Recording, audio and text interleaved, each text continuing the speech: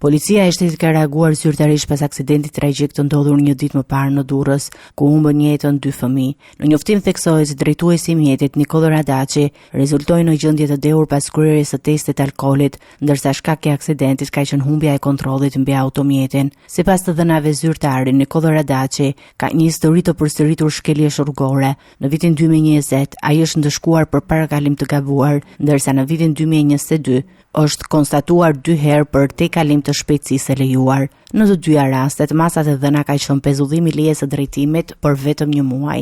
4 vite më pas, në moshën 57 vjeçare, ai përfundoi i arrestuar pasi shkaktoi aksidentin fatal në zonën e Ish-Kënetës në Durrës, ku dhe jetonte. Hetimet paraprake konfirmojnë se ai drejtonte mjetin në gjendje të rëndë të dehur. Ngjarja ka shkaktuar reagim të fortë dhe ka nxitur nisjen e një hetimi të brendshëm nga drejtoria e standardeve profesionale për të verifikuar nëse ka pasur neglizhencë apo shkelje nga punojësit e policisë në trajtimin e mëparshëm të rastit të tij. Si pasojë, drejtuesi i policisë së shtetit Skënder Hita ka urdhëruar pezullimin e disa drejtuesve në policinë e Durrësit. Mes tyre janë drejtori vendor Afrim Tafa, zëvendës drejtori për rendin dhe sigurinë Zia Sula dhe shefi i policisë rrugore Krishnik Skëndo. Në vend të tyre është komanduar Ervin Hodaj, ndërsa hetimet vijojnë për të zbardhur plotësisht përgjegjësitë institucionale dhe për të përcaktuar nëse tragjedia mund të ishte parandaluar.